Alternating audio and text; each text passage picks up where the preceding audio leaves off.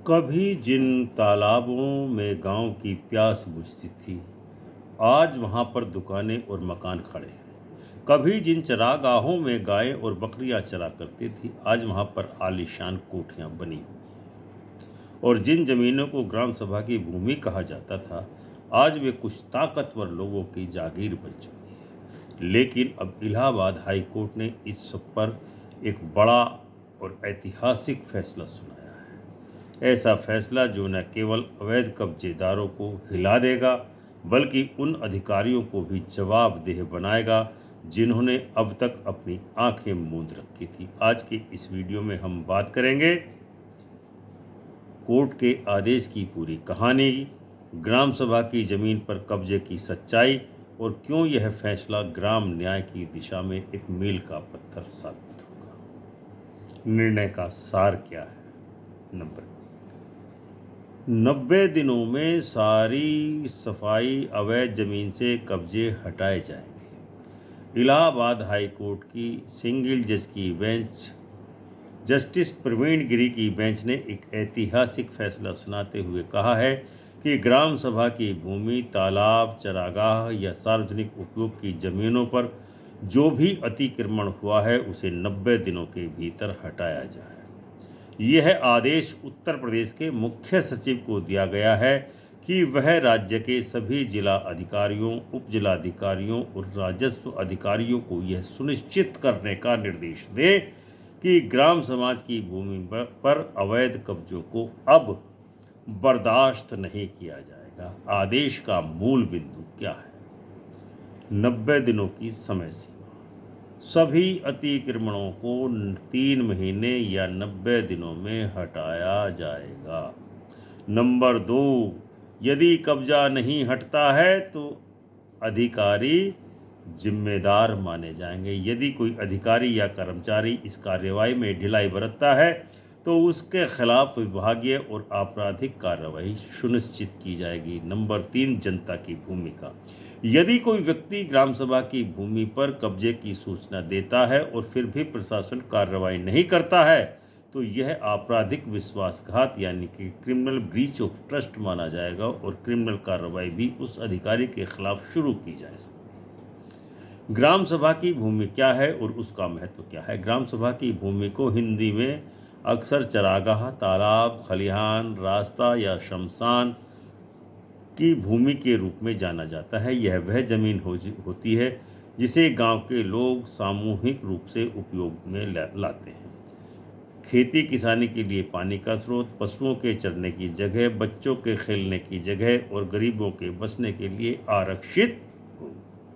लेकिन पिछले कुछ दशकों में इन जमीनों पर धीरे धीरे स्थानीय दबंगों ने, नेताओं और अधिकारियों की मिलीभगत से कब्जे अवैध बढ़ते चले गए।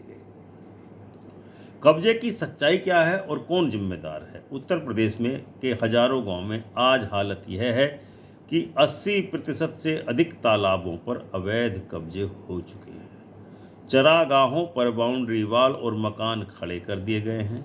ग्राम समाज की जमीन पर बड़े बड़े रियल एस्टेट प्रोजेक्ट बन चुके हैं। लेखपाल, ग्राम प्रधान और तहसील स्तर के अफसर अक्सर इन कब्जों को नज़रअंदाज करते रहते हैं। कई बार तो इन्हीं की मिलीभगत से ये अवैध कब्जे ग्राम सभा की जमीन पर किए जाते हैं। अब कोर्ट ने साफ कहा है कि इनकी निष्क्रियता अब अपराध मानी जाएगी। जो अधिकारी ग्राम सभा की संपत्ति की रक्षा नहीं करते वे जनता के साथ विश्वासघात करते हैं। न्यायालय ने सख्त टिप्पणी करते हुए आदेश दिया है। जस्टिस प्रवीण कुमार गिरी की पीठ ने कहा कि ग्राम सभा की भूमि केवल कागज पर सुरक्षित नहीं रह सकती। इसे बचाना प्रशासनिक नहीं, नैतिक और संवैधानिक दायित्व है। कोर्ट ने यह भी कहा कि ये भूमि गांव की आत्मा है। यदि तालाब और चरागाह खत्म हो जाएंगे तो गांव की पहचान मिट जाएगी। यह निर्णय केवल कब्जा हटाने का आदेश नहीं है, बल्कि यह पूरे सिस्टम को अकाउंटेबल यानी कि जवाबदेह बनाने की दिशा में भी धकेलता है। प्रशासन के लिए कोर्ट ने सख्त दिशा निर्देश जारी किए हैं। कोर्ट ने कहा है कि डीएम स्तर पर निगरानी हो, हर जिले का जिलाधिकारी एक विशेष टीम बनाएगा जो इन अवैध कब्जों का सर्वे करेगी। नंबर 2, ऑनलाइन रिकॉर्डिंग होगी। हर कार्रवाई का विवरण ऑनलाइन पोर्टल पर अपलोड होगा ताकि पारदर्शिता बनी रहे। इसके अलावा नंबर 3, जन सहभागिता। ग्राम सभा की बैठक में जनता को भी रिपोर्ट दी जाएगी कि कौन सी जमीन मुक्त कराई गई है। नंबर 4, दोषियों पर कार्रवाई। यदि पाया गया है कि किसी अधिकारी ने जानबूझकर देरी की तो उसे सस्पेंड किया जा सकता है या उसके खिलाफ चार्जशीट दाखिल की जा सकती है।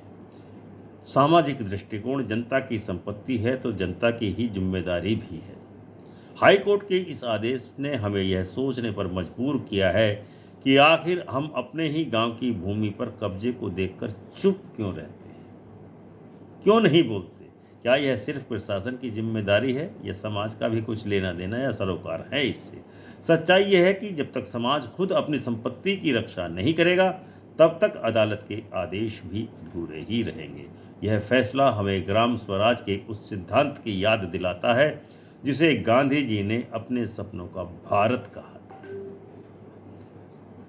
आर्थिक दृष्टिकोण क्या है इस पक्ष में। जमीन ही विकास की जड़ है।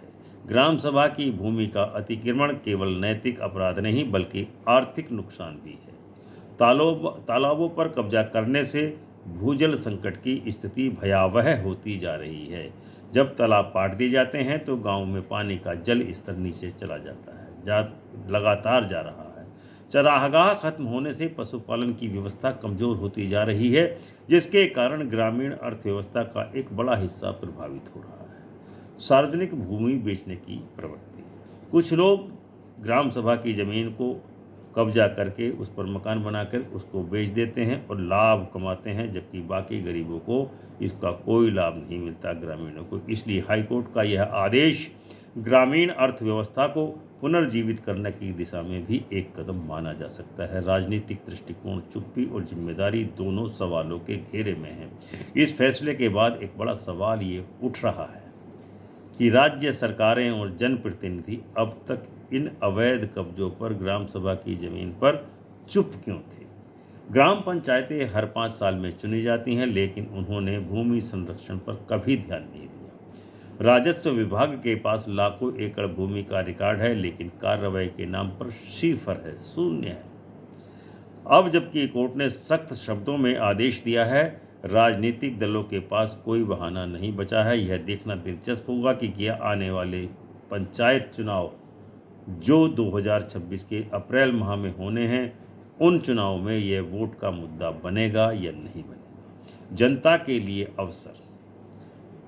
शिकायत और समाधान। हाई कोर्ट ने यह स्पष्ट किया है कि यदि कोई व्यक्ति ग्राम सभा की भूमि पर कब्जे की सूचना देता है और फिर भी अधिकारी कार्रवाई नहीं करते तो वह नागरिक सीधे उच्च न्यायालय या जिला मजिस्ट्रेट के पास शिकायत कर सकता है।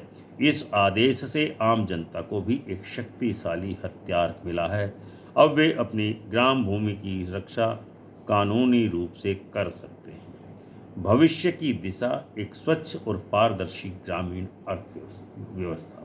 अगर इस आदेश का ईमानदारी से पालन हुआ तो गांव में तालाब फिर से जल से भर जाएंगे, चरागाह फिर से खुलने लगेंगे और सरकारी अधिकारी पहली बार अपने आप को जवाबदेह महसूस करेंगे।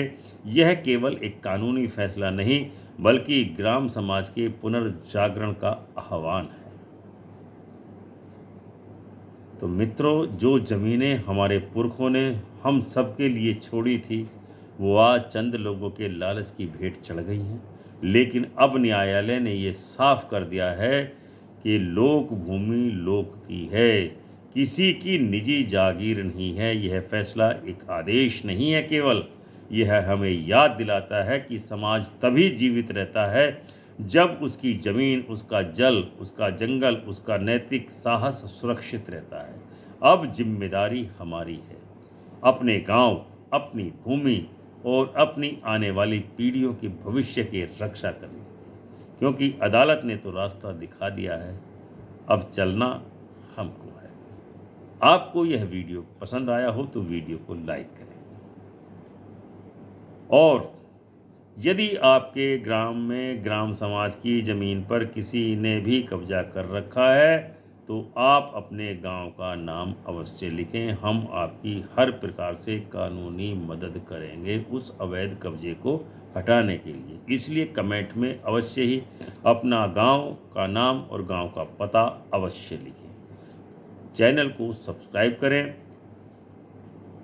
बेल आइकन का बटन दबाकर ऑल का ऑप्शन अवश्य चुनें।